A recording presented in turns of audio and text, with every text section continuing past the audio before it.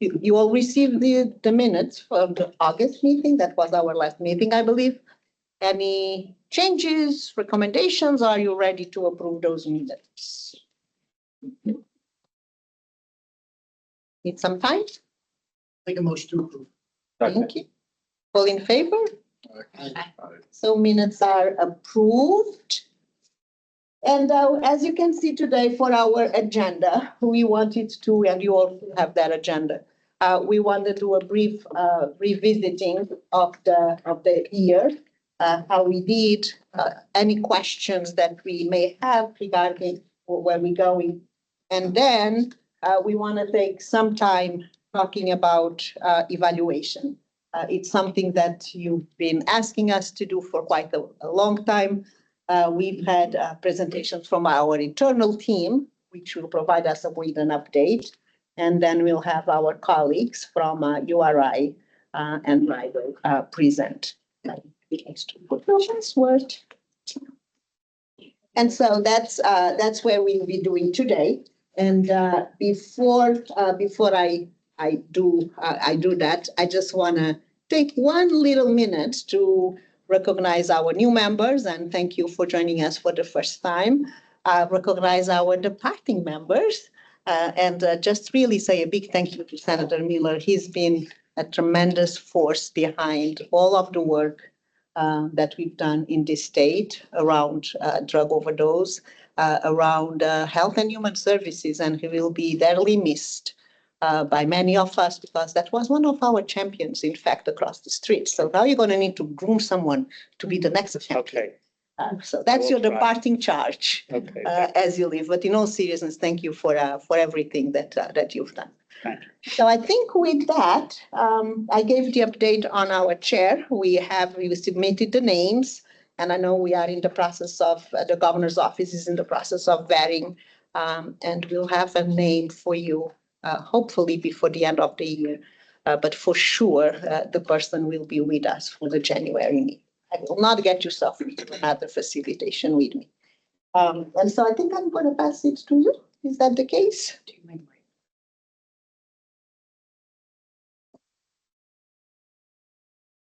we go. Okay, thank you. And she did that all on memory and didn't even put the slides. See that? She was on task. Imagine that. Great facilitation. So as you all know, I'm Kathy Schultz. I'm the director of the Governor's Task Force.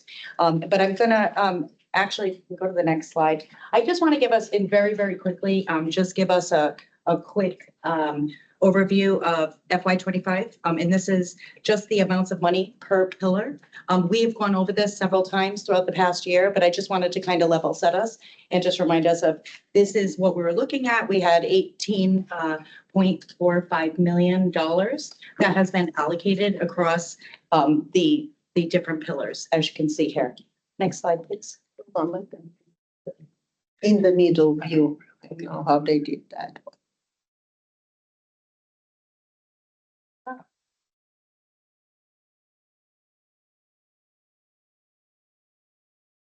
It's good. Okay. Perfect. No, oh, maybe not. No, it was good before. Yeah.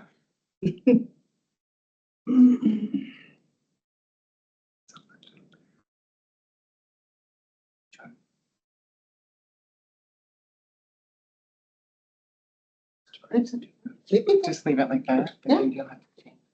Yeah, that's it. Okay, go ahead. Oh, it's not moving.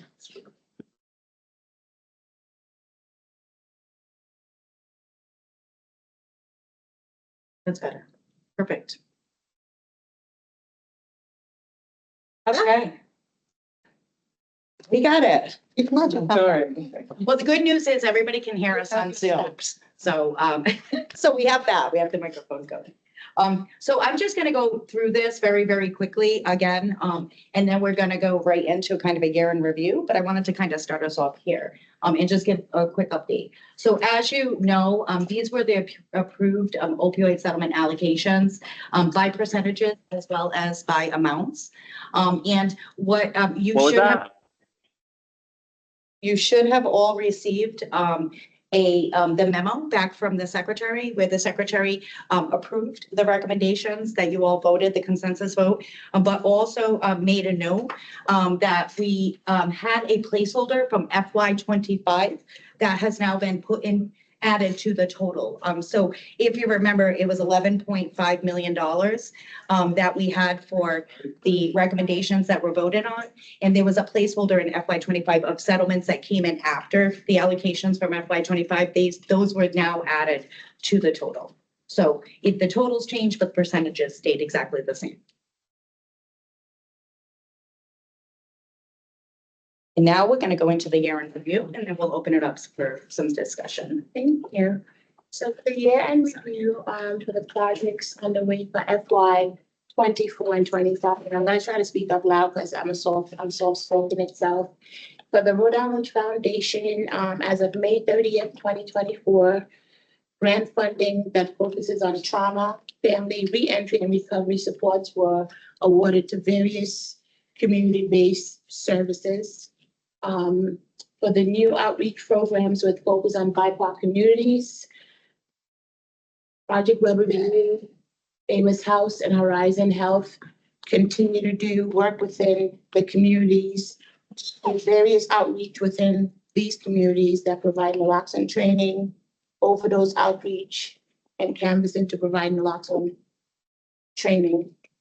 Regarding wound care and mobile respite, HHS continues to recognize that housing is a determinant of health, and we have various programs in place and being planned to address the current and future landscape of housing and shelter in the state of Rhode Island itself. With municipal funds incentives, as of 10/31, the municipal funding incentive of up to $500,000 went live for a period of 1 year. This could be found on the OHHS site. And the objective goal of the incentive is to aid in the implementation and supportive service enhancement activities, leveraging resources by providing opiate settlement funds to increase transparency, coordination, and alignment. And then in planning, we do have the CODE, which is the Community Overdose Engagement Program that is coming up. We have the recovery infrastructure, post-overdose, and treatment infrastructure. And we would have more announcements on that as we go into 2025. And the municipal funds, those go directly to cities and towns above and beyond the allocation they already got. Yeah. Correct. So one of the reasons, I don't know if you recall, we had lots of discussions in here around a need for better coordination and more transparency and accountability with municipalities. So we thought it would be a good idea to offer them some funding that along with that funding comes the expectation of that increased accountability and transparency. Carrot on this. As you guys know, we do have new community members, Nico and Alexandria, who've already introduced themselves. We also had 2 other new members that were through the municipalities and cities and towns. I don't see them here. If they were, one of them is here, Patricia. Sandy is here. You left it outside, okay? So just to explain the process for you a bit with the applicants itself, for the expert applicants, in total 18 applied. For the community applicants, in total 16 had applied. Recruitment of application processes included diversity characteristics such as lived experiences, person of color, or ethnic minority. Applicants were also asked an essay form question to explain how do they feel their impact will contribute into the community members itself. And those went into effect and voting took place, to which the community members voted. And as you guys would have attended in March, went live and all that. So we were really grateful for that equity process of it and showing what this committee is committed to doing itself. The reflection on the decision-making process for data and equity, sustainability, transparency, community input. The path forward to operationalize equity was discussed in the June OSAC meeting. The equity expectations of transparency approach, equity focus recommendation processes, procurement, capacity building, and shared communication all aligns with EOHHS's core values of choice, voice, and equity that this committee continues to put at the forefront in terms of decision-making processes. And in the consensus voting, this was done in August. Unfortunately, we haven't met in a couple of months because of various reasons. That was reviewed, discussed, and voted on for the FY allocations for 2026 that Kathy just gave a brief review on. Now, looking back on 2024, are there any reflections that you wish to share as committee members? We would open that up for discussion. I mean, one of the things we wanted to consider, for you all to consider, is looking back at the past year. What worked well, what did not work well. And then as we have a new chair coming in January, and we are in a different phase of this response and this committee, this advisory, what changes do you recommend in the way we operate, in the way we make decisions, in the frequency that we meet? And we don't necessarily need to do that today, but we wanted to make sure that as we start kind of New Year resolutions, as we start the new year, that we look back at what was accomplished, how we accomplished what we did, and that we engaged with a new, bigger, a new commitment to the work ahead of us, knowing that it's long-term. Hopefully, also the evaluation framework and updates that we're going to get from Tamara will help with us thinking, how do we adjust not only our processes, but also our focus and our investments? I think when the committee first started, one of the major priorities was getting money out fast and quickly to help people. And I think that was very successful. I think we were, especially compared to other states, very successful in that. I think one of the challenges that we identified at that time and continues to be now is if that money is being executed on appropriately, if evaluations are determining what programs are working, what's not.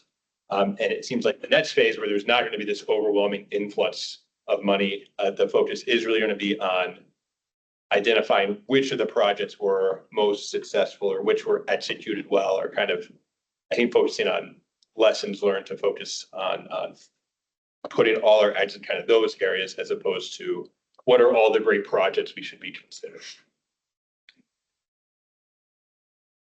I really couldn't agree more. I think the challenge is going to be sustainability. And for as far as the operation of this committee, you know, I think we make the best decisions when we have the most information and when we have time to absorb that information. So asking us to vote on priorities and allocations in the same meeting when we get information doesn't always work well. So I think that disseminating information ahead of time about, you know, where the money has gone, and this is a recurring theme, it has come up before from me and then from others in the committee, understanding how this money fits into the broader picture of other funding that is available for treatment, other sources of federal funding. And that could become a lot more, that is going to be really critical in the coming years, when sources of funding that we have been perhaps able to count on may or may not be there.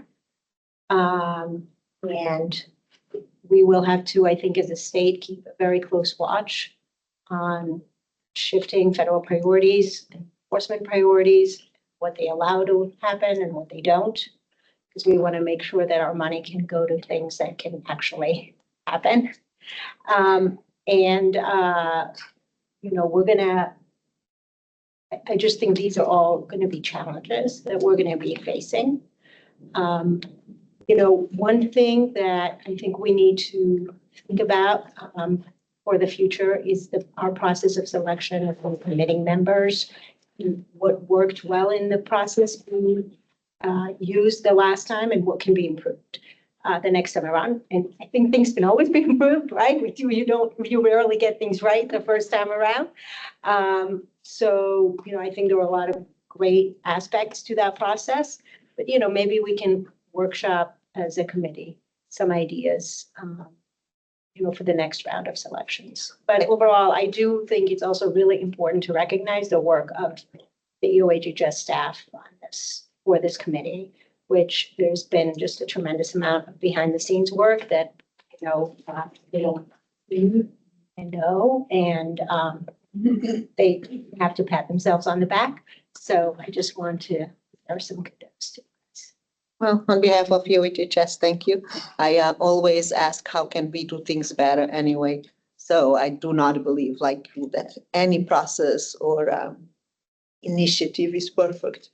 And even when you have good results, you need to continue to ask yourself, is this the best I can do? And so look forward to that engagement from everyone in the backseat as a EOHHS and not as a facilitator, as a chair, but supporting the team. I also think that, in fact, the issue of sustainability is important. We've started that conversation this year. We interrupted the conversation to make decisions around allocations and so forth, but those cannot be disconnected conversations because the more we invest now, the least we have in the future and the more challenge sustainability will be. So it is indeed a focus of conversations for the upcoming year. Senator Miller and then Todd.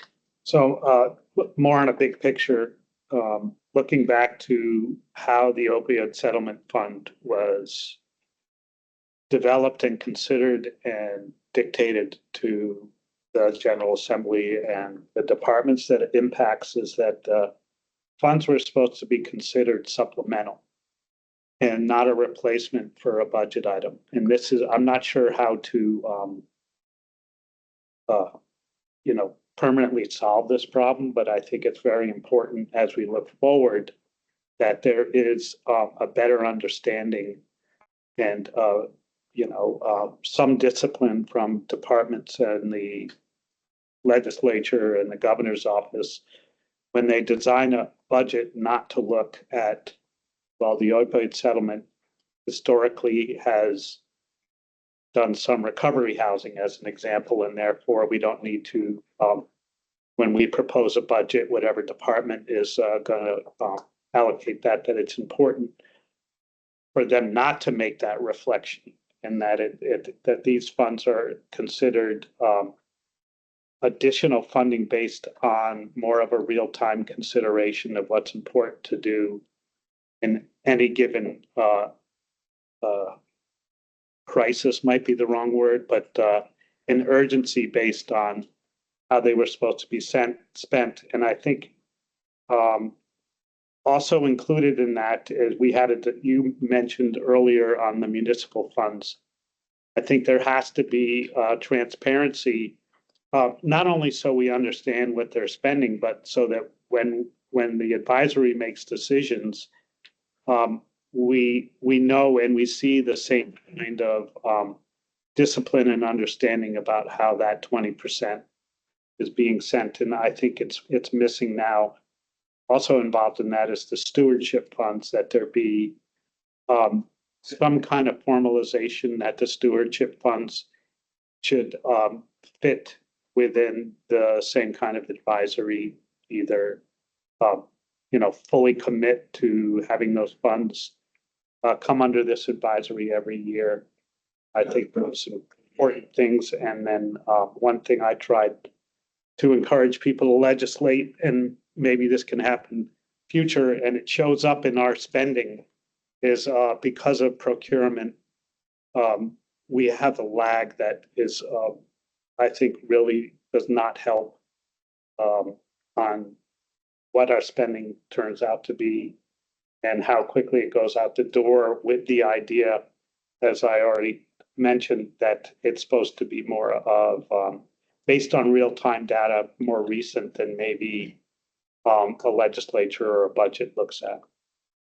Absolutely, those are great points. I think along with that is what Adiwa had mentioned, what is the broader context of funding for drug overdose use, and so looking not just at the opioid settlement, at the stewardship fund, but also all of the federal grants that the state applies for and receives, and the funds that are dedicated.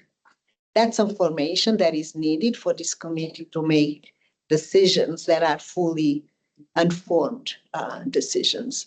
Because it's one thing to give 1 million to something that has zero fund. It's another thing to give 1 million to something that has already 10 million being addressed to it. So having that full scope, full information, set of information, it's going to be important moving forward because we need to prioritize and we need to think sustainability. So definitely. Todd?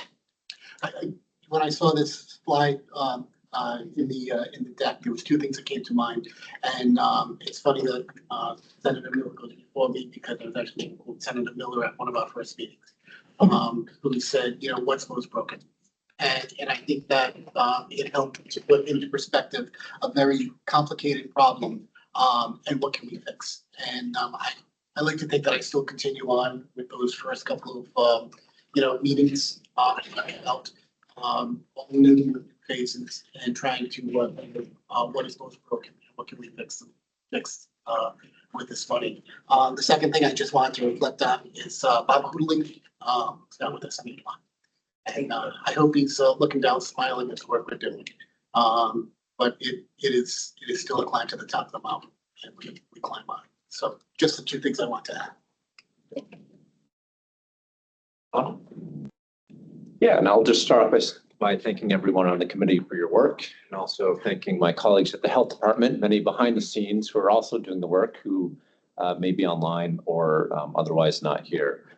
A couple thoughts. Very excited about the dashboard, the data. I think there's a lot of us that have been waiting for that. I'm part of several meetings where that's actually presented first. A lot of times, just something as we look forward to these meetings, maybe presenting some of the data first, and certainly when it's updated, just to center us. I think another couple things that these are my personal opinions. I would love to hear once in a while the most recent scientific evidence and updates. There's a lot happening across other parts of the world and the country, and there's so much, it's overwhelming. And maybe to have some of our PhD, MD experts in the area sort of summarize major advances and hear periodically some of these evidence updates, I think would be beneficial for all of us to hear what's working in other places and help keep us focused on the evidence and the data, not just from Rhode Island. And that doesn't have to be every meeting, but once in a while, even annually would be kind of cool. The other things I'll just quickly mention, totally agree about the sustainability. I was thinking about the Champlin Foundation this past year and sort of like one-time costs, and just maybe not today or tomorrow or even this year, but there may be some focus in the future about one-time costs and asking organizations to really justify that. And the other thing that we've done in the clinical realm is I've often used this money, similar pots of money, to do pilot projects with a very clear sustainability plan. An example for that is starting up things that we could eventually transition to clinical billing to make it sustainable, but having like one-time $100,000 infusion, hire the staff, build the infrastructure, and then actually bill insurance to keep it sustainable, things like that. And the final thing I'll sort of mention is it may be nice to think about. I hear a lot in here, rightfully so, which I totally agree with, about community level interventions, and we should obviously keep the focus on those. We've had some success thinking about policy and system level interventions in other places like sexual health, thinking on some of the PrEP legislation for HIV prevention, et cetera. And just thinking if there's anything we can do either in the legislature, Department of Health requiring, substance use screening, is there something that we can require or mandate or through the insurers push the system to do systematically? Sometimes on my worst days, I get a little frustrated, doing individual level, things and requires a lot of time and resources. And sometimes you just need a little bit of a higher power to come in and make it happen. And, I hate to say the M word, but mandate it so that people actually do it. But it's something this group should maybe consider. And I've seen, some of the things have been really impactful in other fields. And just for something for folks to keep in mind. No, thank you. No, I appreciate that that perspective. I always keep in mind the different roles and bodies that we have in the state, and I think about the Governor's Overdose Task Force, where those conversations are definitely happening, where those recommendations in terms of framework, of policy priorities are being made.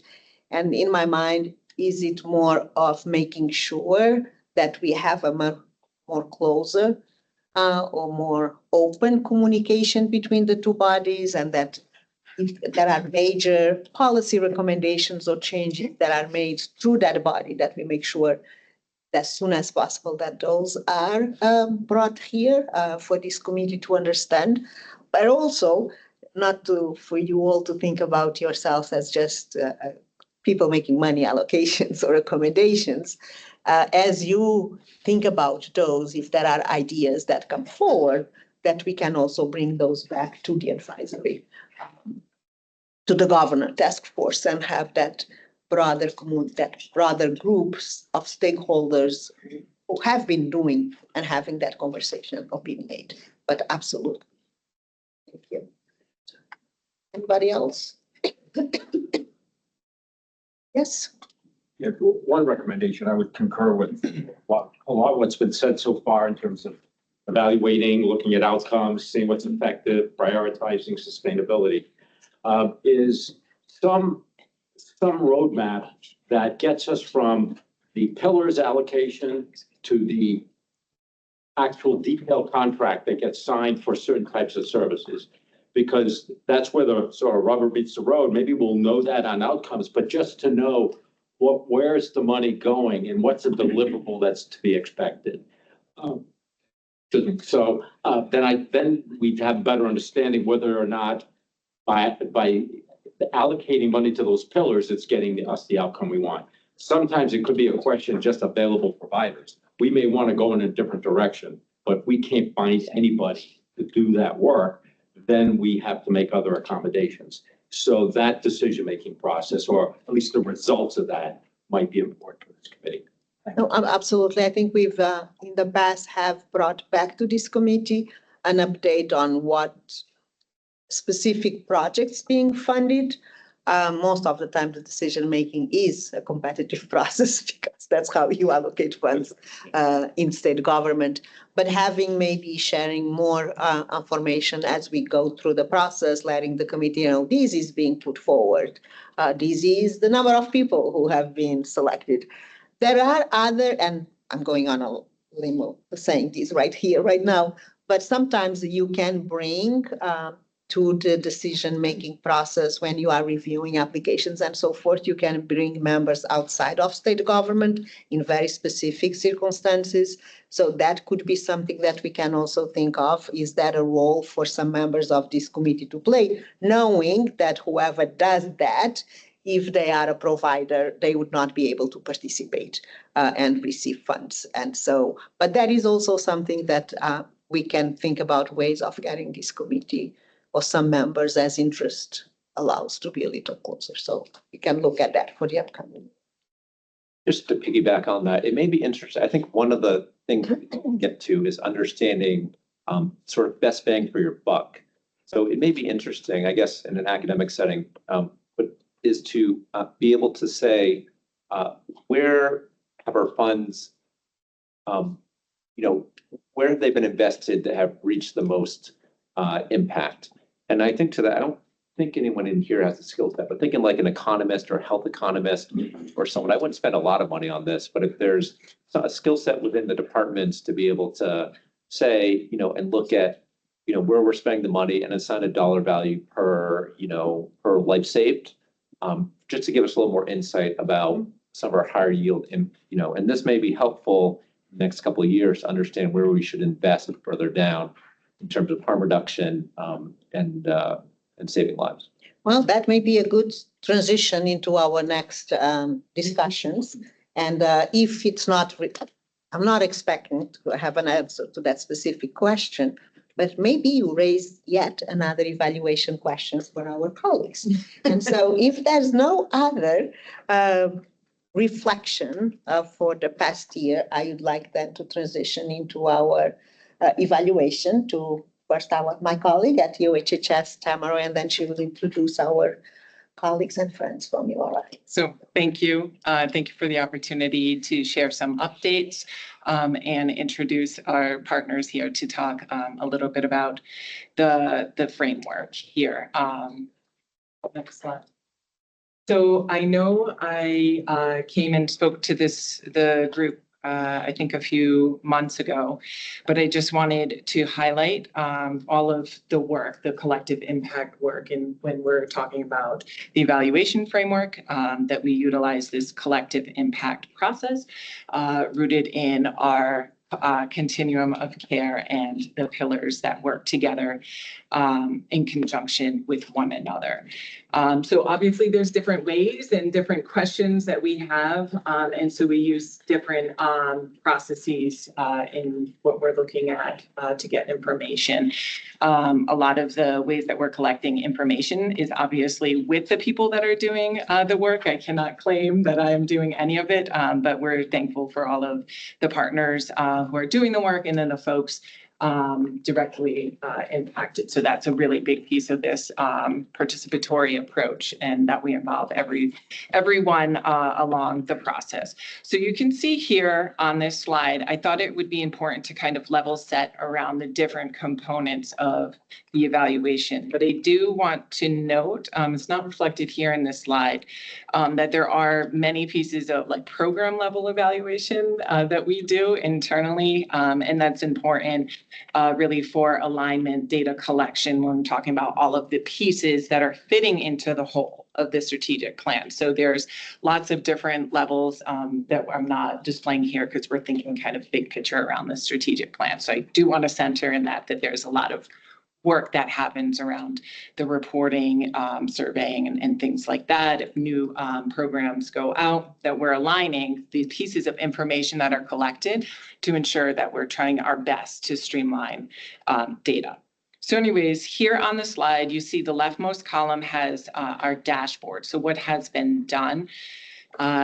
As you can imagine, there's different programs, program level components that are incorporated into this.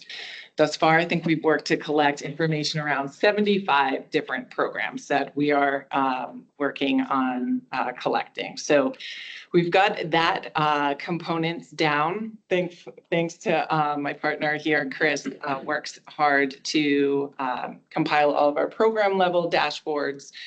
We're in the final stages of some governance compliance issues, standard processes, rather, not issues, processes. And then we have the overall, all of our indicators around the different priorities in our dashboards internally. And thanks to the Brown team, you all have seen the externally facing program dashboard that's focused. This first phase was around spending and allocation, and we are working to come soon in early 2025, external tracking targets that we're talking about in our next column here in the middle, which is our indicators and measures. And we talk about that. That means within our different priorities. So we've created this process. We talked about that is participatory, and that involves the Overdose Data Council, our partners, and subject matter experts. So we've completed our priority measures for a number of our priority areas. We will be going and sharing those with the governor's task force next month. So we're happy to talk about that. And then early in 2025, we will have our priority indicators solidified. And then the last piece that our partners will kind of talk more in depth about is the actual evaluation, the final component. It's that formal strategic plan evaluation. But obviously it's dependent on the other two columns here that I had just spoken about. So you will learn more about how we've organized all of these programs and the components into the major strategies and working on theories of change and our logic models.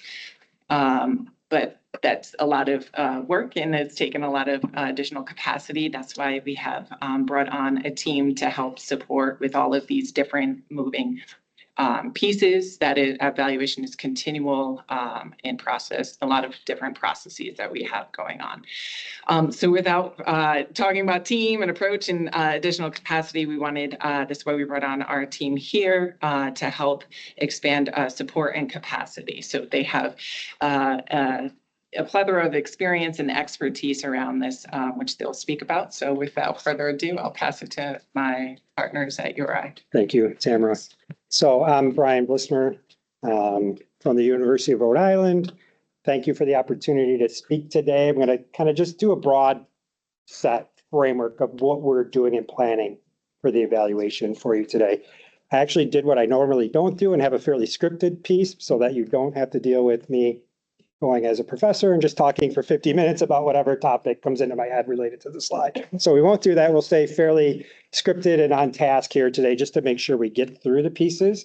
First, I want to introduce, though, our team. So I'm Brian Blissmer. I'm a professor at the University of Rhode Island. I'm the director for our Institute for Health, or for Integrated Health and Innovation.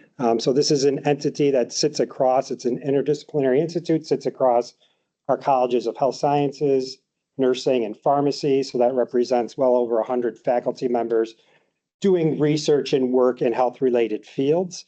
My most relevant experience probably for this group is I did lead the state innovation model, or the SIM model evaluation. So I've seen some of these faces before and have worked with the state and large entities and groups of stakeholders previously. Dr. Lynn Stein, unfortunately, was not able to be here today. She's a professor in psychology. She's an experienced evaluator who's done a lot of work across substance use disorder programs for the National Institutes of Health, PHDDH, and some of the block grants and community agencies. So she's an experienced evaluator in this area. Megan McCormick, who was introduced earlier, sitting next to me, is a pharmacy professor who apparently we stole from Righto. I had nothing to do with that. So if anyone's mad about that, I didn't do that. Pharmacy's to blame there. I can blame their dean. But she has a strong history of working on overdose issues at the state level, and previously, prior to coming to URI, was in a leadership capacity looking at overdose related issues there. You'll notice the slide, this is the core evaluation team. So we purposefully have this core set of individuals, but we have the expectation and some of the funding to build out that capacity once we understand a little bit better what are the actual evaluation questions, research priorities, so we can add members to the team as needed. So I do want to give just a quick orientation to our primary contractual elements here. So this is, first of all, it's a 3-year contract. I just don't know what people know about what was funded. So the first thing we're doing is providing, as Tamara said, support and expertise to develop an overarching evaluation plan and framework that aligns with the overdose task force strategic plan. So there's a lot of amazing work that's being done across the state, some being supplemented by this group, but there's a lot of existing projects as well. What we're trying to do is provide a framework for how best to document that success, identify strengths, and then look for areas of improvement. As I'm sure you're all aware in this room, the trend is encouraging right now for overdose fatalities here and in the nation. So that's a good thing. So we want to help identify how do we sustain and or accelerate that improvement. We'll do so by using theoretically grounded approaches to look at the overall strategic plan and its impacts, as well as examine a few select programs in greater depth. So we'll go deeper in a few programs. Throughout these efforts, we'll coordinate with ongoing programs and evaluations, just like Tamara mentioned. There's a lot going on outside of this work that we need to collaborate with and consider as we do our work. And we'll work with the OHHS to help ensure efforts to enhance sustainability and the utility and data available for evaluative opportunities. So not the sustainability of the funding, but at least on making sure data collection is oriented into these different agencies and processes and partners. So we have things to look at going forward. So I think key concepts here, the thing I really wanted to emphasize here, and that's why it gets half the slide, is this handshake. This is a partnership. Okay, so we're not doing this. We are independent in terms of we don't have funding to do any of these projects and work, but this is a collaboration and partnership where we're working for and working with the OHHS in this effort. So our role is to provide expertise, assistance, additional bandwidth and capacity to the existing evaluative efforts. Tamara has already been a key collaborator for us. So we use the CDC framework for evaluation If you're not familiar with that, there's an appended slide at the end that goes more in depth into that. But the important first step of that is to describe the existing programs and efforts. And Tamara started to mention, there's 75 different programs. I feel like looking at that list, it seems like it's more than that. It is a giant spreadsheet. So she did an initial environmental scan, which was amazing and great to be able to walk into that. That's a step we didn't have to do. That normally would have been our first step. It was a big monumental effort. New things are still being added to it as we discover other funding that's in there. Because there's so many different agencies and entities that are working either directly or indirectly to impact overdoses across the state. So to understand the different programs, their roles, their funding, the timing of that funding, what data they're collecting, more importantly to us, what data they're actually sharing is vital to grasping this evaluative landscape. So we'll also observe and work with the established work groups to understand their processes and roles, so we can help identify any gaps, areas for improvement, things around measure alignment. There are already suggestions in terms that we can take back from here about this group and membership and data sharing and other pieces like that. So we're interested in those kinds of things as well. As I mentioned already, we have a core set of evaluators that understand the process. We have expertise in the domain, but we're going to need to leverage a lot more expertise to actually do this work. We recognize that. For instance, we had a request already to talk about or to investigate how do we better understand how programs are improving people's lives, right? We collect a lot of data. The metrics are focused on overdose data, who's in recovery, who's in treatment, but how are we impacting people more holistically on a global level? So we can leverage expertise, and individuals that have that knowledge can recommend measures, talk about how to implement those measures, get them ingrained into the system so we can have some data to report on those kinds of things. And just a final note, again, we are a true partnership. We are reliant for the most part upon shared data and health metrics. So we do have some funding to go deeper in a few projects, but most of what we do is going to be dependent upon what we can receive. So that's just a caveat to cover myself in there, but it's understood.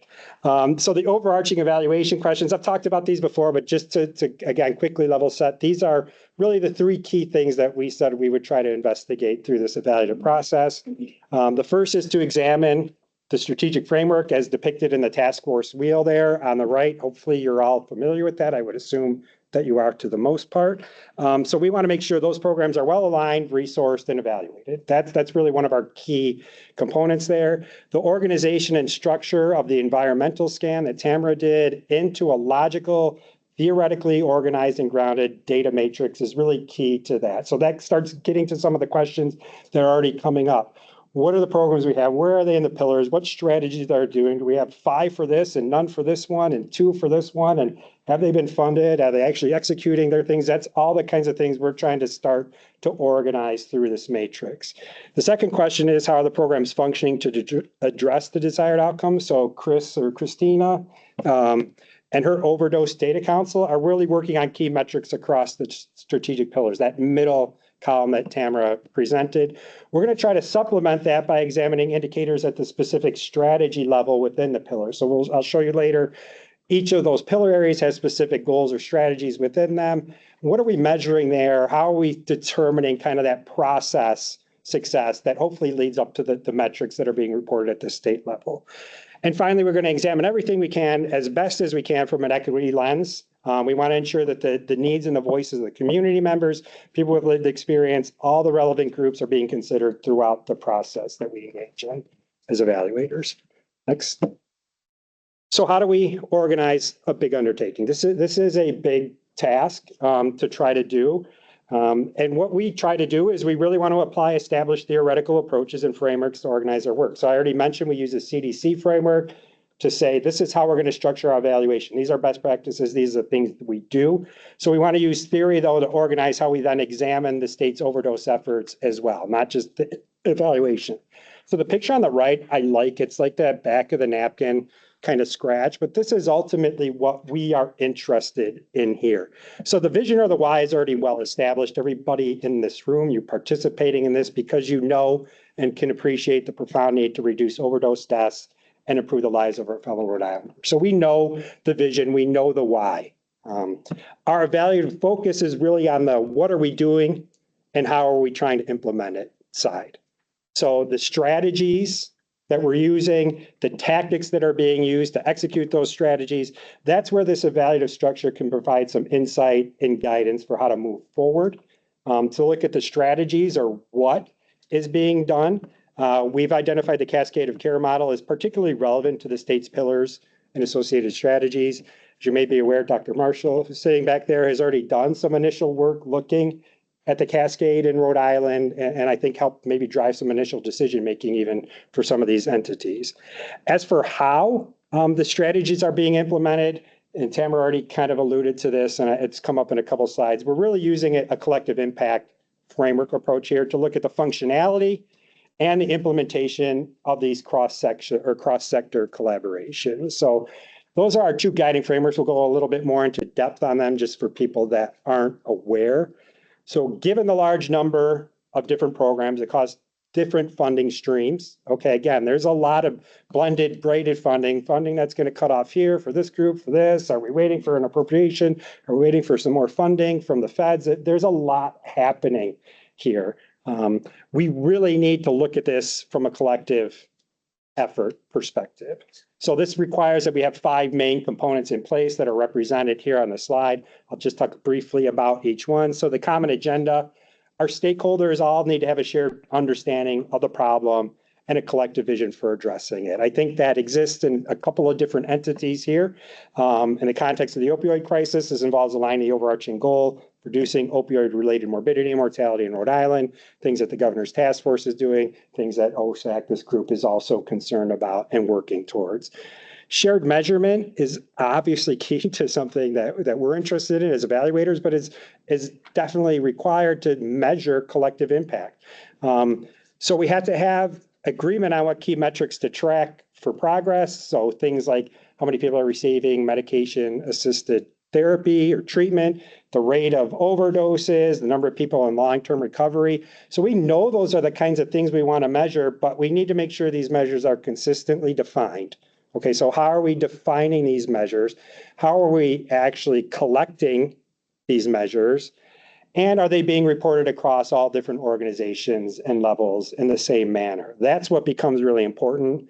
A lot of this work, again, is being done at what I would call the outcomes level by Chris and the ODC groups at this point.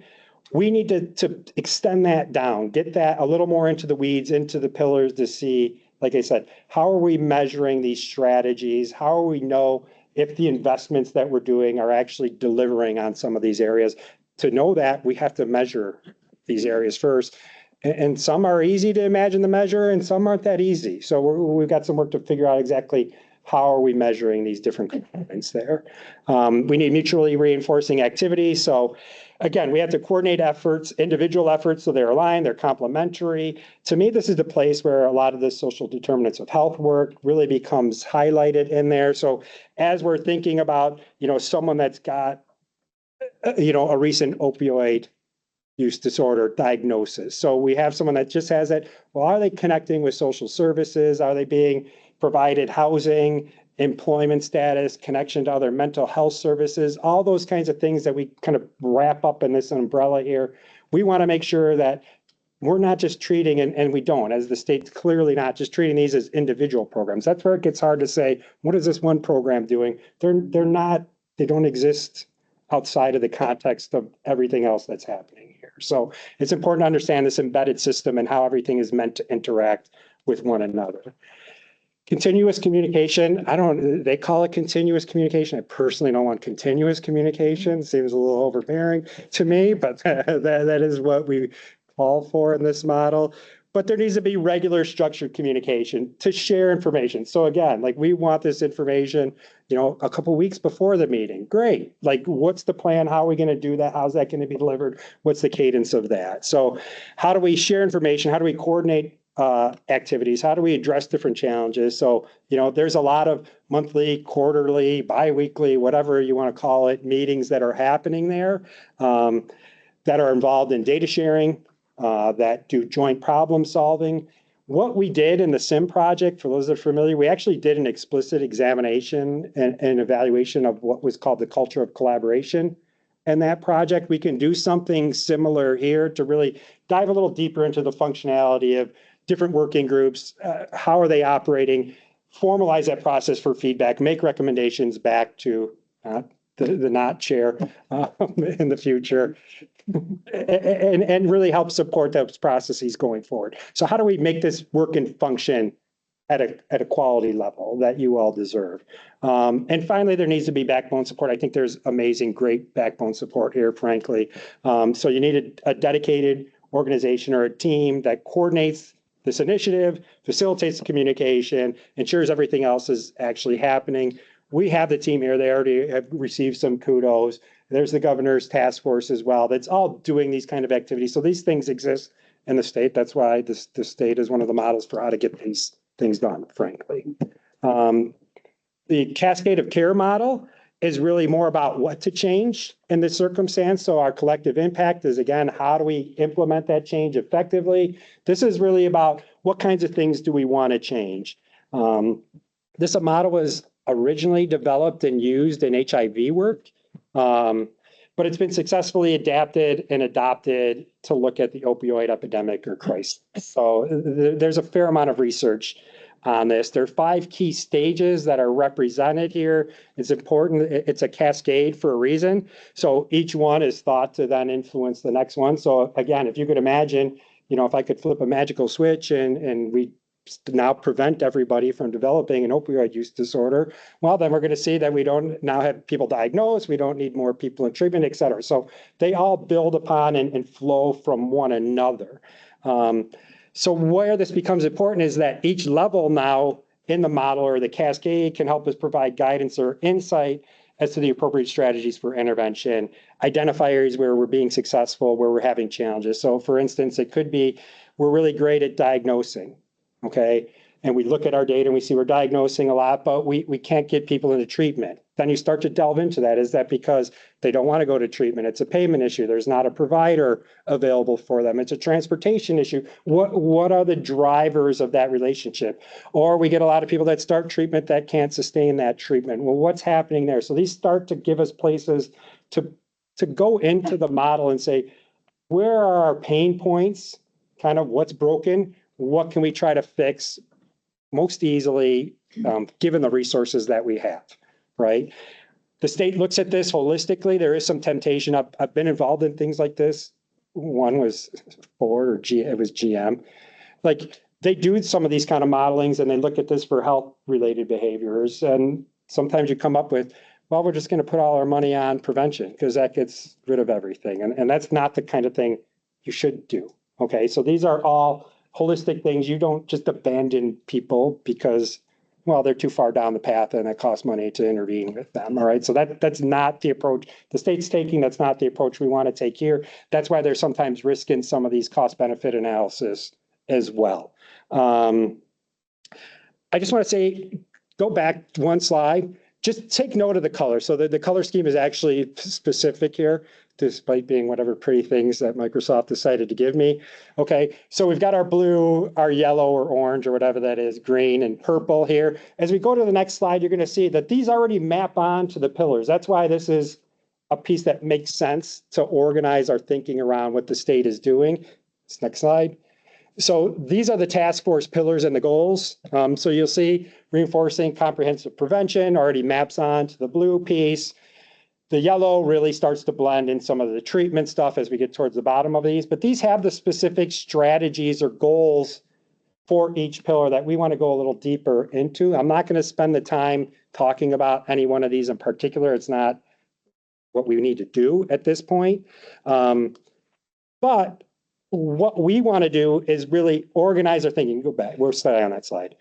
Think about these pillars and how do we measure them, okay? So what are our outcome metrics? Chris and her group are looking at those and working with stakeholders to identify what are the key metrics here, what's the common definition, the timeline for that, how are they being assessed, how can we put that into a dashboard that's available? Again, we want to try to get to that next level at the strategy level to say, all right, here's a specific strategy. How are we measuring that?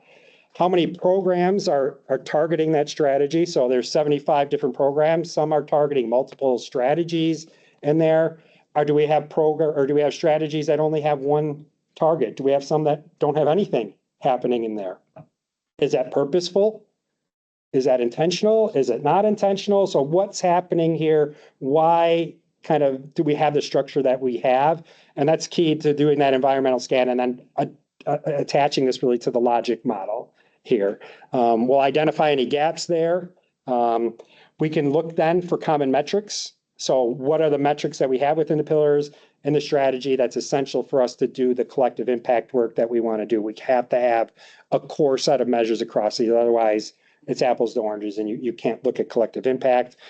And we can then identify, as mentioned already, where in the cascade should we invest? Where are potential resource opportunities here to change the dynamic and flow of that cascade? Okay. So I just want to give a quick summary here. Some of it's, to applaud the group that we're working with. A lot of great things are happening. So the integration of the collective impact model, the cascaded care model has been instrumental, I'd say, in Rhode Island's efforts to combat the opioid epidemic. These things are happening. Stakeholders have been aligned around a common agenda, sharing data, measurement systems, using the cascade framework to identify and address gaps in the system. Rhode Island can take a comprehensive, data-driven approach to this complex public health challenge. So it's on the right track and steps there. There's already a backbone organization that's helping set the common agenda. The strategic roadmap and its pillars are targeting the key stages of the model and being used to provide insight, intervention targets, funding priorities. So the incorporation of these things and then evaluation of all this should give greater insight, enhance collaboration, develop common impactful measures, and identify gaps in areas that you want to bolster or sustain in the continuum of care for these individuals. This final slide is really a little bit more of a granular look at some of this was alluded to in Tamara's slide. She kind of had some of these pieces in there on our key deliverables and dates for the work that we're doing in partnership with the OHHS. So as highlighted today, we've got established theories of change central to developing this overarching evaluation plan. The next step is to create the logic model or driver diagram that incorporates these theories of change. So collective impact, cascade of care model across. But looking at some point just to see how overwhelming it can be. We did talk about maybe there's an opportunity to kind of build in some kind of query or dashboard system into there that might be functional and useful going forward. That allows us, once we have that matrix, the next step to identify gaps and misalignment within pillars. So the things I was talking about, do we have areas where there's not a lot of a programmatic focus there? Is that what is intended or not? Are those things working or not? We'll work with stakeholders then to establish core measures of strategies within each pillar and ultimately get those collected. Frankly, a lot of it might be getting written into future contracts. Again, to some of that Rich was talking about, kind of what's that process for how some of this rolls out. So how do we actually get the data that we say we need? We might have to start inserting that into contracts for people, unless Phil can mandate it for us somehow. That'd be great too. I'm not mandating anything. Dr. Larkin gets to do that. Okay. And finally, we'll work with stakeholders to identify targets for more in-depth mixed methods evaluation. So what you might think of as a more traditional evaluation, we do plan to do some of those for specific projects. So mixed methods, if you're not familiar, means we're going to have both quantitative and qualitative information embedded in there. This can be decided because these currently lack any capacity to do evaluation. Some of these projects don't have funding for any kind of evaluation. Some might be doing some evaluation, but it's really focused on that primary data metric that we're interested in. But we're trying to understand process there and why aren't things working. So we want to add a qualitative component to that. And they just don't have the capacity, the expertise to do that. We can step in and help do those kinds of things. So that is my presentation. Just a reminder, there are a couple of slides that get a little more depth of information for those that want them. But I believe there's time for any questions or feedback. Questions and feedback. 2 minutes only No, in my head. go ahead. So I don't want to I hope this doesn't sound like a parting shot for somebody who's leaving the state with these kind of messes, but this really gets to the core for me of like why I won't miss government. But so, because there are some real problems, and tell me if you think these are good examples or not. One is the distribution of naloxone, that currently there are multiple organizations distributing naloxone. And right. consolidation might be a good idea, and you can probably identify how that consolidation might work because there's redundancy. There are probably either geographical or demographical issues around because there are multiple vendors. The state's not doing the best job they could or spending the right money in the right places because there's kind of legacy vendors involved and departments that feel that they should also be doing that work, or we go to communities that feel that's how they want to spend their settlement money, right? But it's already being done by somebody else. As an example, do you have the effectiveness to have an impact on that by who you talk to and what your data shows you? And the other example I'll give you, I'm trying to be brief. Doesn't always work, but I'm trying. I do a lot of work with other organizations around conditions in Kennedy Plaza. There are communities, rural communities that fund outreach, right, within their community. But the outreach they're funded for in their community are trying to help clients who spend most of the day in either Trinity Square or Kennedy Plaza. Would it be more effective for them to take their allocation, whatever their funding is, and fund or expand existing work in another municipality? Because that's where their problem exists in real time for most of that day for that client that they're obligated to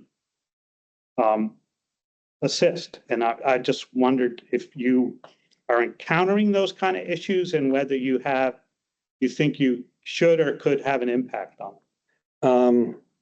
Speaking off the cuff, Yeah. have we encountered them? No, because we're just starting in this process, to be honest, but do know players in the field. So these aren't things I haven't heard. In terms of what impact can we have, what we can do is gather information from sources like yourself and then raise that up to the group to say, is this something you want us to go investigate more carefully? Frankly, those are the kinds of initial information kind of gathering pieces that we need to do to say, what are the priorities? Because I think there'll be a lot, right? So if we go around the room, we're going to come up with 25 different priorities. We can do a few. That's the reality of the level of funding that we have here. So we can look at the overall picture. Where's the alignment? Those kind of pieces. We're definitely funded to do that work. It's once you start to get into the weeds to say, okay, we really want to understand what's happening.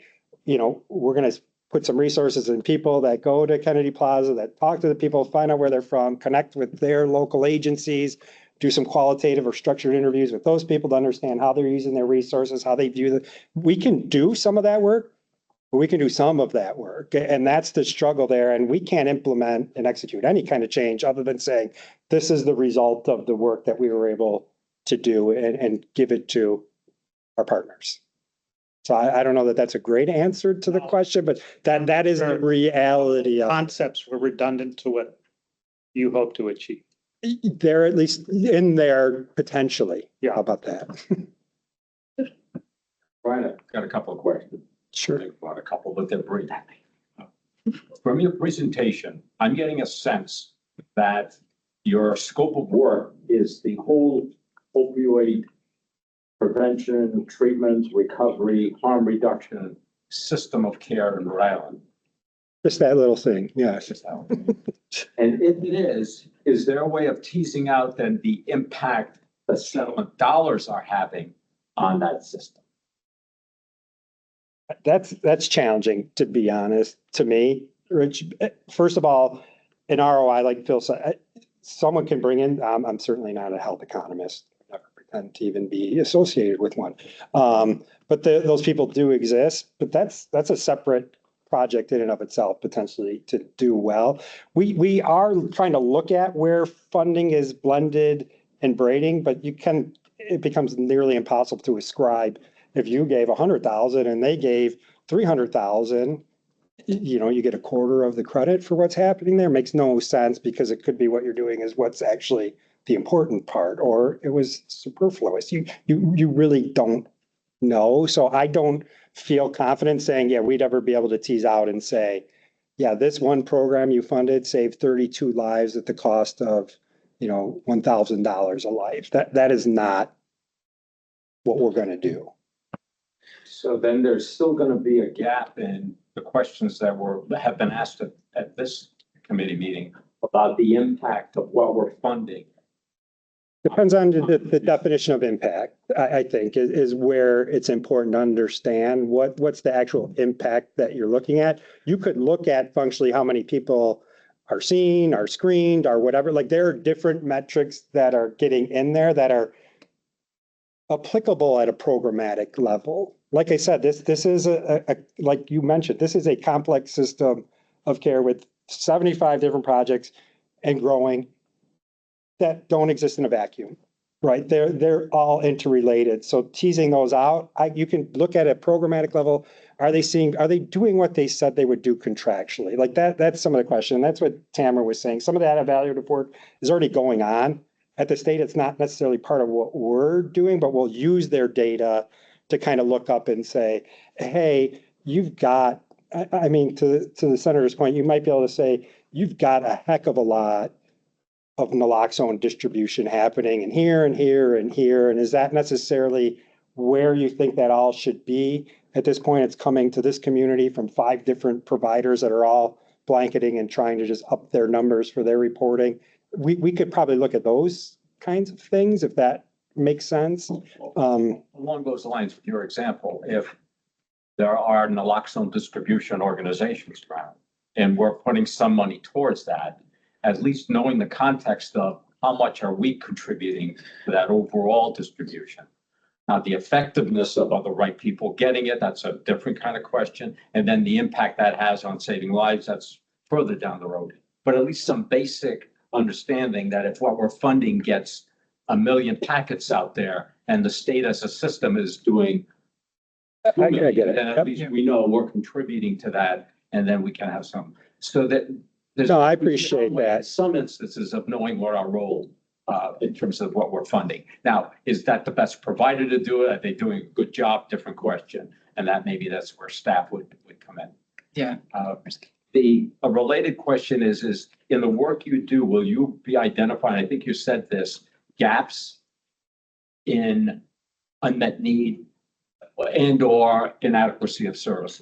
Unfortunately, probably is the answer. We will be looking for them for sure, and I imagine they are there. Especially what Todd mentioned before, what's broken, if something comes to, we'd like to sort of know that. The whole efficacy issue, is that a different question? Yes. Okay, so not necessarily something you're going to look at as, is this working the best it can? So if we're funding outreach and the $1 million we spent brought in 100 people into treatment, is that the most efficacious way of spending $1 million to bring 100 people in? I think if I can, Sure. maybe just go back, just because adding just a couple to comment on your first question around the pieces of the settlement funding to the whole. I think that that's something we can definitely come back and to be able to present to you. But I think Brian really brought up a great point that to say this particular a third of an overall program budget, it's really hard to break that down.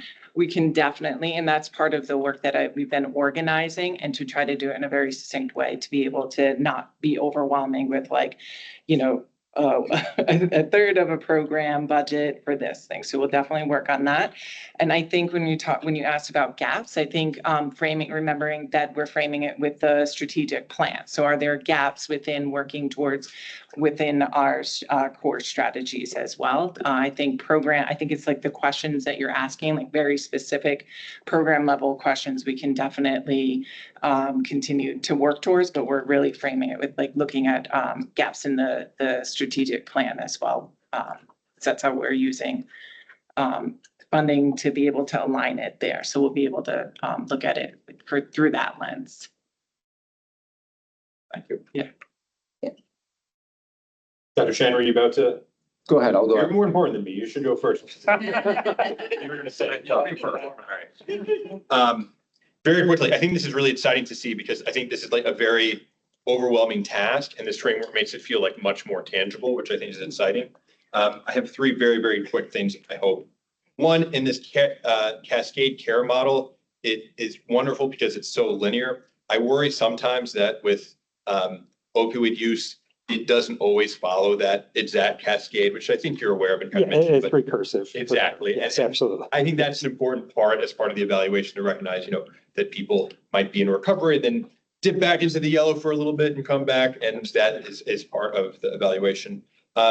And two, just as far as the yellow, the diagnosed, I think this is great to find people with opioid use disorder, but also people with drug use in general that might not have opioid use disorder or might not be hoping to go into recovery. I think about the Overdose Prevention Center being a good example of aligning with a lot of the harm reduction tasks. But also I think of youth prevention of things we talked about where a lot of youth overdose is not in individuals that have opioid use disorder, but that are experimenting with drugs.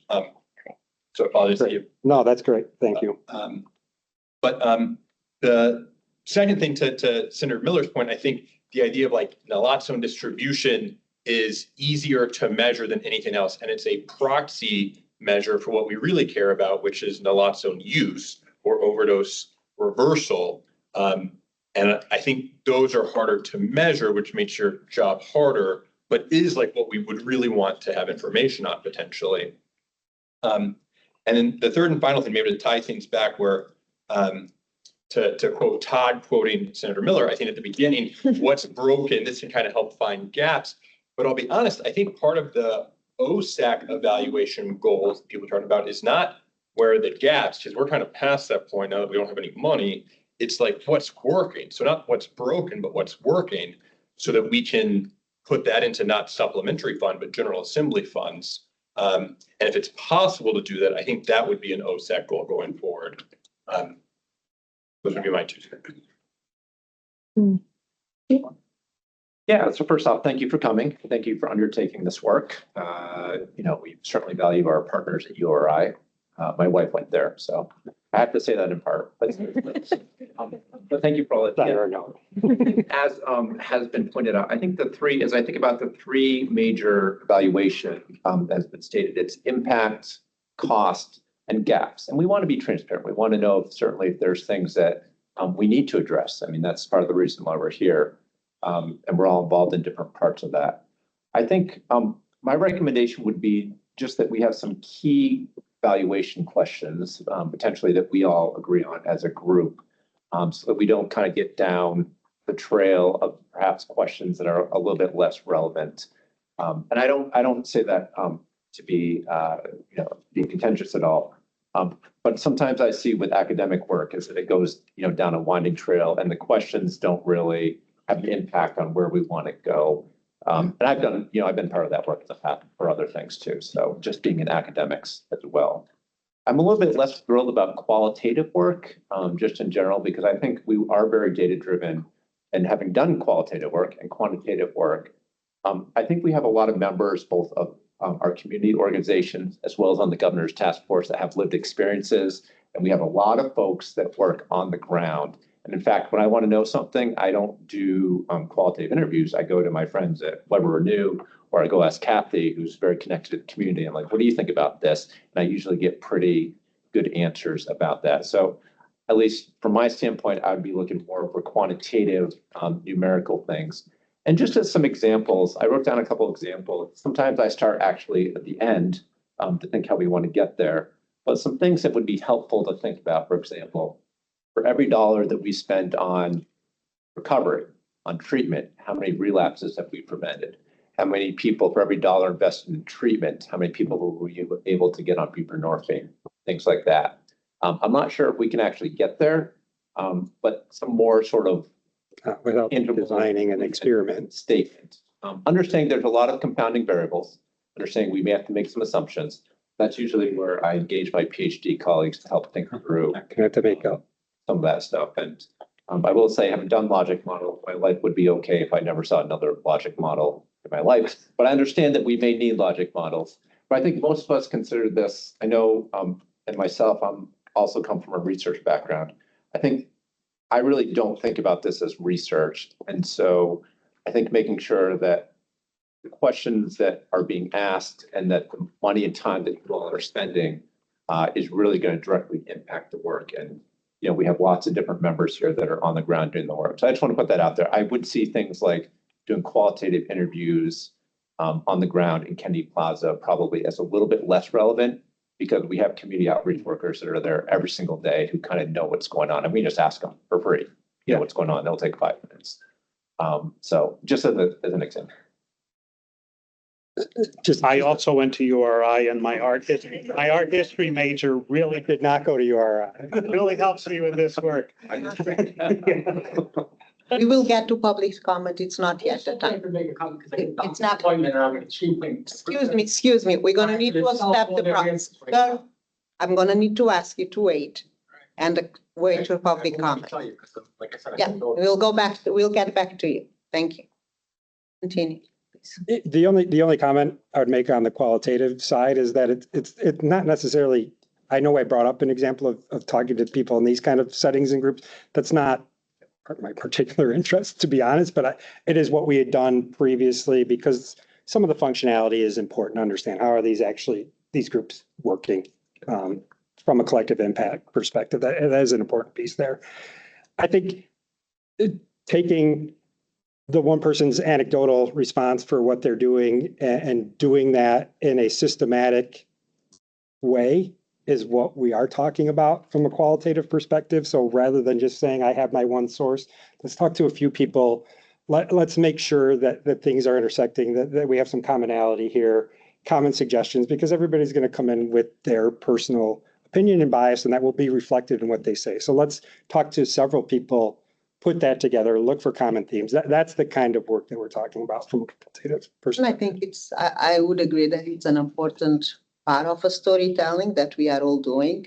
The data and the numbers and the quantitative data does tell part of the story, but doesn't tell the whole story.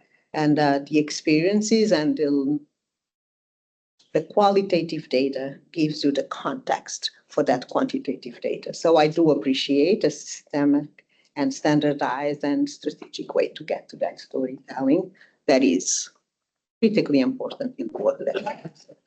But that's me. And that's why we are a good committee, because we all have different perspectives, and it's what we'll do. I think you had your. Yeah, so thank you. First of all, thank you so much for all of your thought in this. It's incredibly comprehensive, and for all of your work in developing the leadership. I had to put a very minor, like a logical comment. I will preface all of this with saying that I am not an implementation scientist. I do not have, particular like evaluative expertise, but I really appreciate your comment earlier noting that it's like, oh, well, if we found a quarter of our program, and what do we get, like a quarter of the credit for the impact of that program? I like that question. And it does make me wonder if it is possible to, like, a small degree, to kind of get at that question though, of like of evaluating the impact of like program. It's like, I'm imagining like if you were to do an organization, let's say like there you are, and ask them, if this quarter of your budget were to disappear tomorrow, what programs components would you be cutting? What would be eliminated? And that's essentially what our contribution is. And if we then, were to look at, what's the impact of, say, this elimination of that program component, that'll give us all the information about the impact of our work. Great feedback. Thank you. So we have time for one more question, because we have one more presentation, and then I want to get to public comments. So Cassidy. So I want to just follow up on some of the stuff that Senator Miller, Dr. Chan, and Director Leclerc were saying. I think for us as committee members, the critical questions are really, but we're really practical, right? We don't have a lot of money to work with. And we just have to make sure that the money that we're allocating and that is being used for efficiently, and we can show the efficacy of it. And you said it's not just about what's broken, but what's working, so that we know that the money that we're giving to either particular organizations or particular strategy is actually, it's working well. I also think it's really important for us, and maybe you're not going to do the evaluation of particular providers, but Anna, I think this goes to what Dr. Chan was asking earlier. For us, it is important to have both the macro level evaluation, which is what you're going to be doing, and the micro level. We'll do a little, evaluation. but Right. it's limited in what Yeah, we can do. because I think, like the naloxone example, maybe it's a very easy one, but it is like, Easy to measure. it's easy, right? It's easy to measure, but it's useful to illustrate the point, right? You could have 5 organizations that we are paying to distribute naloxone. They could. So one question is, are they doing what they're getting paid to do, and are they doing it well?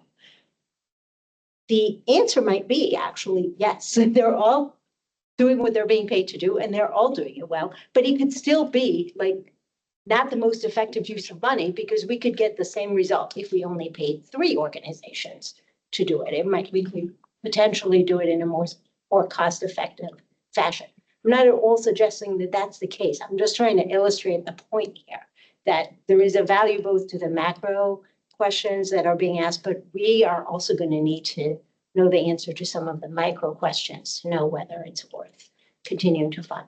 I do think it's really important. Well, for me anyways, it will be useful to have an understanding very clearly of like, what are some of the metrics or the key questions that are being asked? Like, Dr. Chan pointed out, how are you measuring, the recovery? I mean, it's just relapse within what, 3 years, 5 years, what is it? And for us to really understand the metrics and what those metrics are based in. What Yeah, is some of that, to be honest, is used to work. a different group's Sure. activity there. Right, Just to be clear, like, that's Yeah. where we're kind of at the high level, and then we're in the weeds. Yeah. They're in the middle, kind of on that outcome So level. Those two things exist, and just to make it clear, see if there's any doubt. Okay. There is the macro evaluation, the organization, all of the things that Right. the group of FRI is going to be supporting.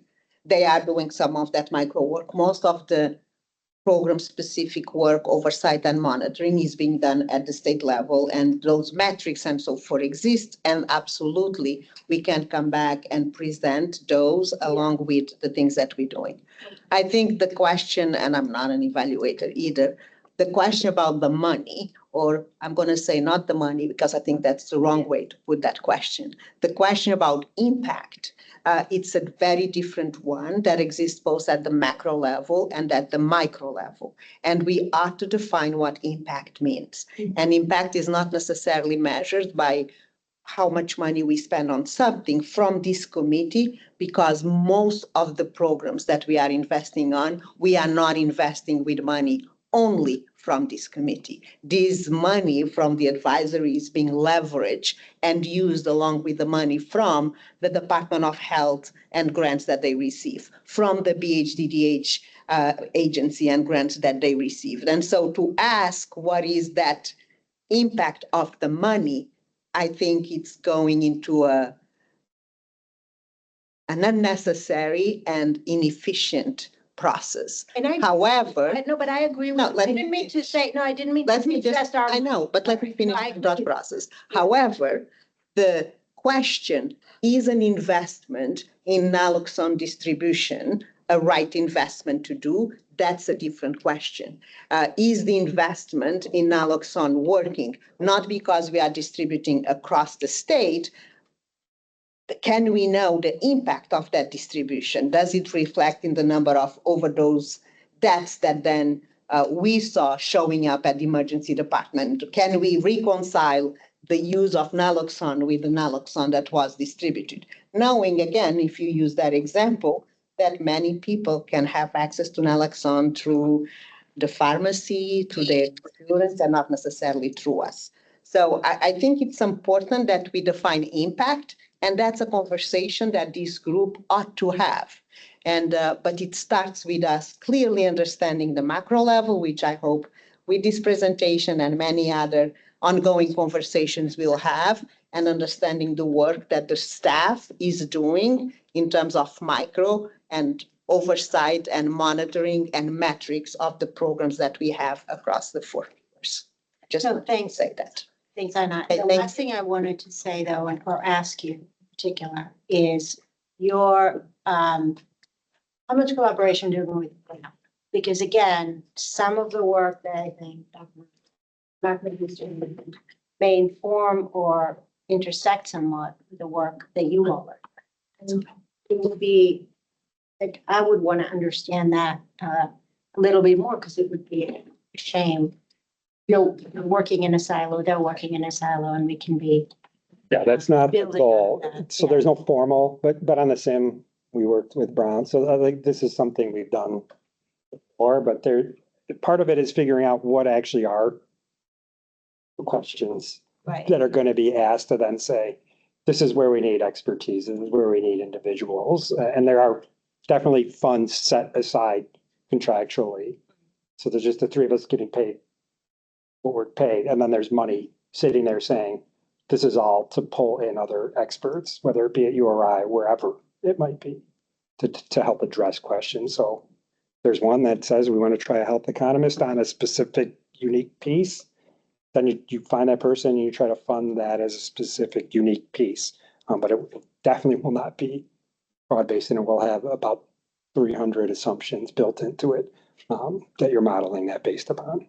Well, thank you so much. I think this is a robust conversation that really we ought to continue and will continue for the upcoming meeting in January with the chair. I will definitely recommend that we do not wait 2 months that we continue this conversation so we can finalize and give new guidance and us getting guidance from this advisory on refining and adjusting what we have going forward.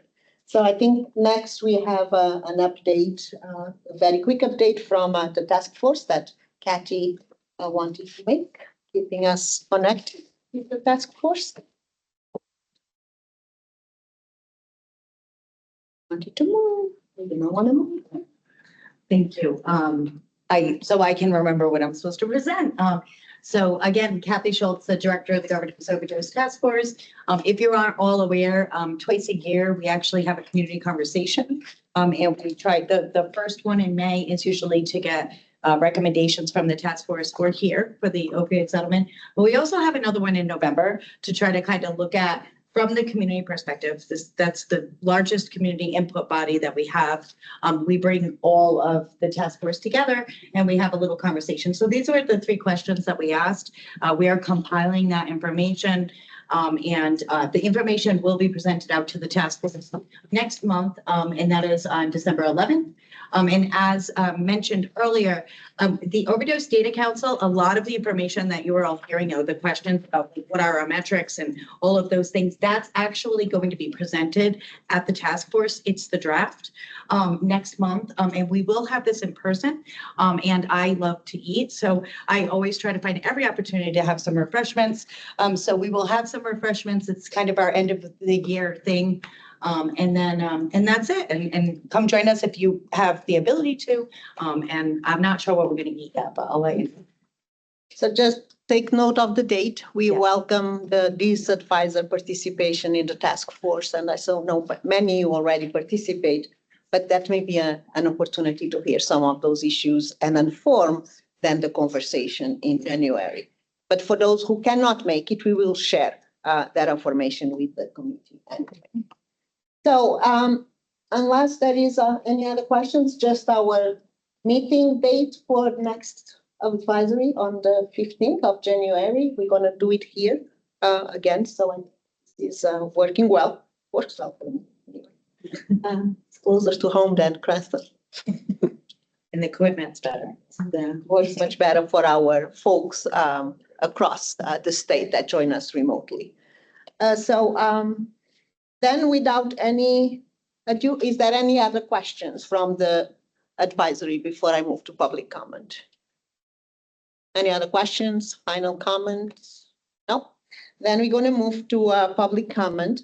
We usually try to allow for 2 minutes for public comment so we can keep it going. I'm going to time people. I'm just being clear and honest and transparent. So there will be some noise at the end of those 2 minutes. I will pass it on if you want to say your name and. My name is Mike English. I'm a perfect specimen to this whole thing. I fell off the Gillette Stadium in 2000. I did the opioid crisis thing. I went through my addiction.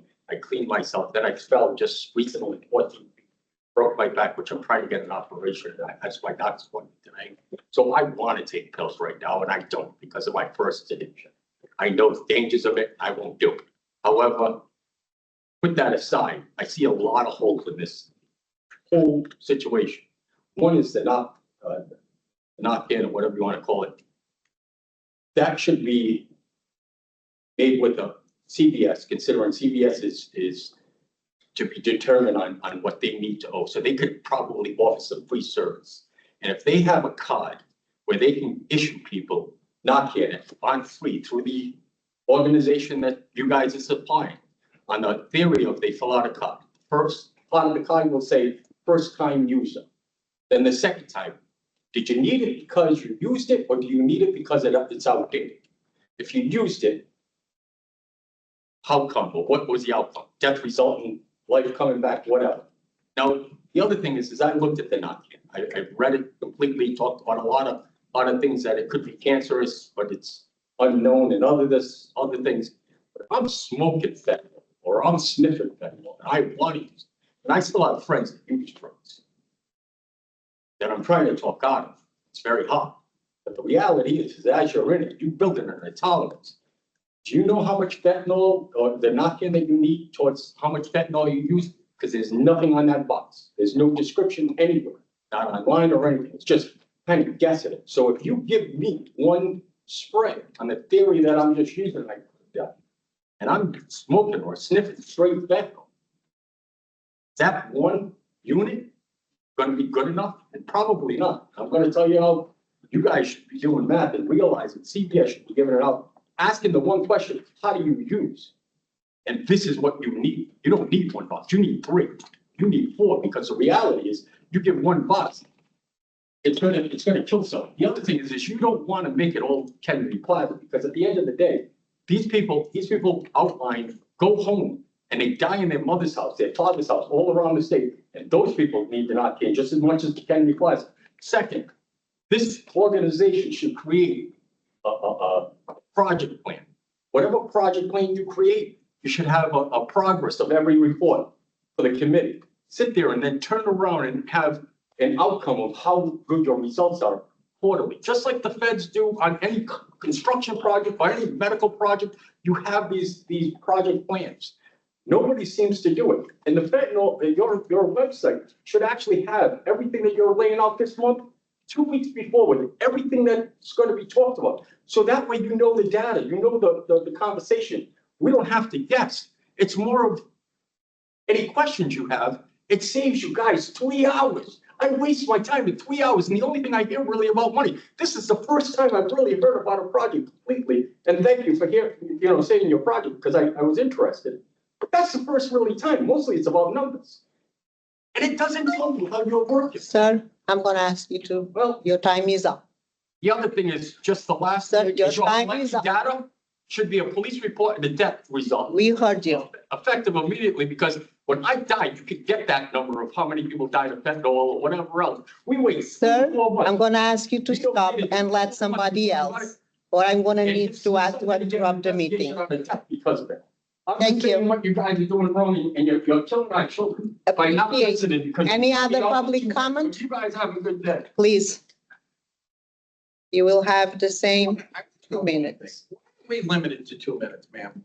So we have equal time for everyone, because the meeting ends at a certain time, and I need to make sure that everybody Hour has. and a half, okay, or 2 hours, okay, and I get 2 minutes, okay? And his son died. Is that all my son's death is worth, is 2 minutes, ma'am? No, Yeah, I think that's pretty disgusting.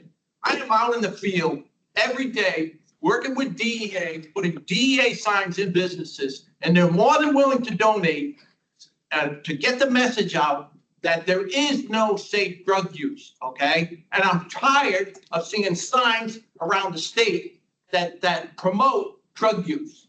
And I have them right here. You want me to show you? Now you got me mad. not my intention, sir. And if I were a drug dealer in the state, I would have one of these signs and that free Narcan that you're handing out, okay? And I would be selling those deadly counterfeit pills all over the state and making a killing. And I hope you're listening to this, URI, okay? Because those packages you're sending out are deadly too. Encouraging sending them to minors with crack pipes and straws to snort coke and this in it, how to use drugs safely. Well, guess where those kids are gonna go? They're gonna go on the street and buy something with fentanyl in it, and it's gonna kill them. Or they're gonna get addicted. And let me tell you how deadly fentanyl is. This is all information from DEA. DEA doesn't believe in safe drug use. If this were fentanyl in this Tylenol, I think it's 500 milligrams, 225 capsules. This could kill 56,000 people. 56,000, I'm sorry, close to 57,000.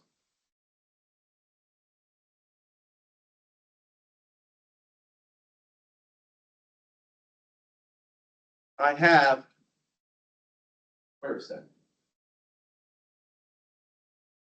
These are the pills. These are nasal decongestant pills that I found in my office that my son was using. He's dead, okay? These pills are 30 milligrams. 2 milligrams of fentanyl can kill you. That means one of these tiny pills could kill 15 people. You're trying to tell me the safe drug use? You're giving out signs that promote those. Excuse me for shaking. You're giving out signs in West Warwick. Let me pass this around. That promote free Narcan and fentanyl test strips. If you don't test every portion of a counterfeit pill, basically destroy the pill. Those fentanyl test strips are worthless. And I don't know anybody that's going to buy fentanyl test strips. I mean, buy a pill, a counterfeit pill off the street or Coke or whatever, and spend their last dime and then ruin it with a fentanyl test strips. That's all I have to say. Thank you. And by the way, these counterfeit pills, there is no set amount of fentanyl in these pills. Doctor, Thank you. you know the medical system, you know the metric system, doctor? Okay. Are you for safe drug use? Safer. Safer, okay? There is none. It doesn't exist. Thank you. We're gonna transition to the folks who are I'm online. gonna listen to DEA. The first one that we have, it's Sarah Edwards. Hi, everyone. All right, so just a few things. I did put a comment in the chat, just regarding some of the conversation that was happening around evaluation, effectiveness, and redundancy with some of the opioid settlement dollars that were invested in some of the programming in Rhode Island. I just want to remind folks, while I think it's incredibly important, and obviously there's always going to be evaluation around the way we invest these dollars by Vito. And it's important to evaluate and see how we're doing, make sure we're doing the absolute best we can and getting the best we can with the money that we're investing. That is all very important. But I also don't want to lose sight of the fact that this didn't all just come together willy-nilly. This has been a lot of planning, years in the making, a lot of advocacy. There are a lot of experts at the table here and in the community doing work. So I don't I just want to be mindful of that. There are a lot of folks who are doing this work who have been doing this work for years. They know what they're doing. They're educated on what they are doing. And so I don't want to lose sight of that or disrespect the fact that that is currently happening in Rhode Island. It's been happening in Rhode Island. And it's going to continue to happen. And it's only going to get better if we allow it to. Two, there's a lot of conversation about Narcan. Too bad that Michael and Vito left. But we're not going to stop distributing Narcan, whether there's funding for it or not. It's incredibly important to make sure everybody in the state has naloxone. It's the easiest thing that we can do to prevent overdose. And it is obviously effective because it's the medication that reverses an overdose. So I would prefer not to even entertain conversations around not distributing or limiting the distribution of naloxone because we've already been there in the past and we fought to get to the place that we are now. So I kind of want to nip that in the bud before going any further because it's honestly the simplest thing we could do. And anyone can distribute Narcan. It's very safe. It's very easy to use. So I just really wanted to drive home that point. And I know I have 2 minutes, but if you're not familiar with some of the work that's happening in the state and the people who are leading it and driving it, I really encourage you to find out about it before these meetings if you have any questions. Just so you are fully up to date on what's happening in Rhode Island. That's it. Thank you. Thank you, Sarah. I just wanted to clarify, my example of using Narcan wasn't about there should be less of it. Oh, I know. Just Nobody suggested Okay. that. We 100% clear. No, we understood that. Okay. Sandy, you next. Hi, everybody. My name is Sandy Valentine. I'm the executive director of Rye Cares, and I'm also a person in long-term recovery. Just a few quick points. The Narcan distribution, I absolutely understand about trying to be more cost efficient with the distribution, but consolidating the folks that can distribute it reduces the amount of touch points that we have with individuals that might get them connected to our services.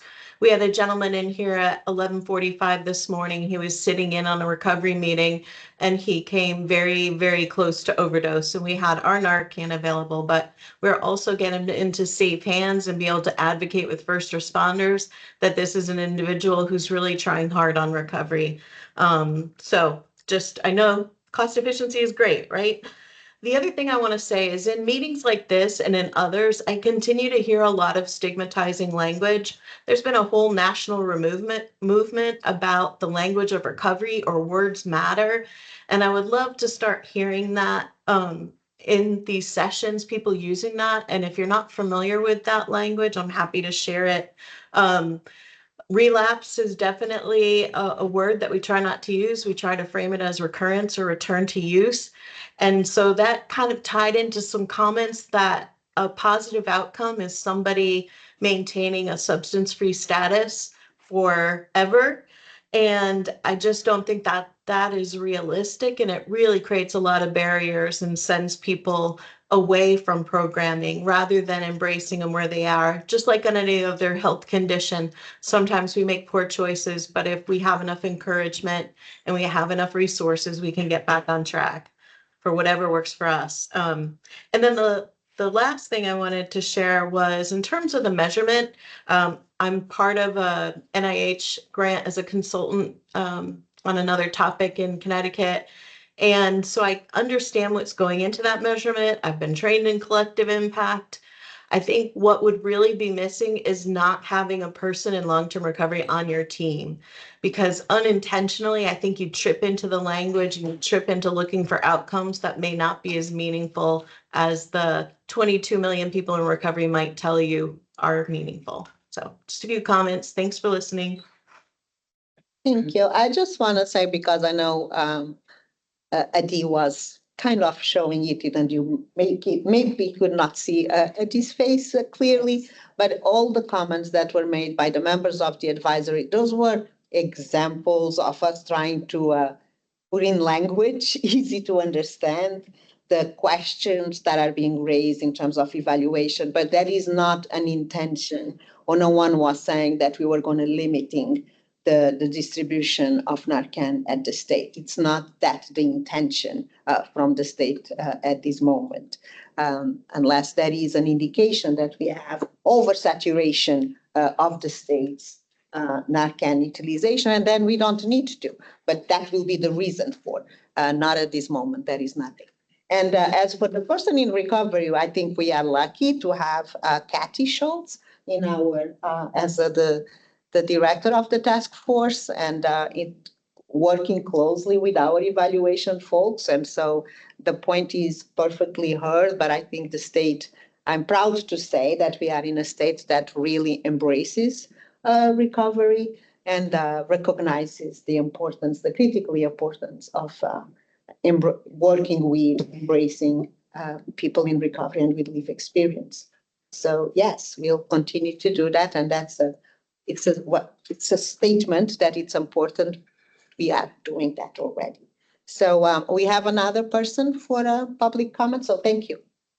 Hi, I'm Stacy Dubois. I'm with Rooted Recovery Resources. We provide peer recovery support and group services. So we work one-on-one and in groups to provide trauma care and drug prevention, any kind of rehabilitation from any addictive behaviors, which goes beyond drug addiction. But I was just wondering if there were tools available or surveys that we could provide to our clients to show the efficacy of the work that we do. And I mean, I create my own forms, but if there were some that you or I would provide, because I know there are a lot of different, not only nonprofits, but organizations all around the state that could benefit from those surveys, and it would be an excellent way to collect data that would be across, like consistent, the same question for the different. I'd be interested in that. Yes, and I presented, I think that like four, I'm trying to remember the slide I put up, like our four primary, but there were like 5 or 6 things that we're trying to do. And one is potentially providing what we would call technical assistance, which that would fall under. So I don't know the best way to coordinate those kinds of things, if it's through TAM or not. Tamara Probably. for evaluation. But yes, I think there are ways that maybe we can even just do some workshops or things and bring in community agencies and listen to what are the things they're trying to assess and make some recommendations for measures and how to incorporate that into a workflow, et cetera. The Department of Health is also happy to provide some technical assistance. We have some experts who are well versed in some of the screening measures with substance use. My contract. Maybe start with Tamara. Would that be the easiest thing to do, is maybe start with Tamara, and then Tamara can get you connected to our other state agencies? Because I also am thinking BHTDH as well, because if you're doing behavioral health surveys, as well as the Department of Health. Depends on what, yeah, are they looking for screening? Are they looking for some Yep. outcome? Are they looking for? Just a little blurb about your organization and what you're looking to do, and we'll figure out some technical assistance. Thank you. Thank you. Any other comments? Anyone from the remote? No hands up. Okay, then if there's no other comments, there's one last point that I cannot read because it disappeared from my screen. I will read it. I'll read it. Okay, so from Sarah, one last point on safer drug use. Drug use will always exist and happen whether we want it to or not. So when we acknowledge and accept the substance use as a reality, we can understand the need to educate in harm reduction practices. And I'm going to add treatment and recovery and the continuum of care. Well, thank you, everyone. Can I have a motion? See, I'm doing this totally on backwards. Can I have a motion to adjourn the meeting? Motion. Second, all in favor, meeting adjourned. Enjoy the holidays and see you anyway. Or December. Yeah.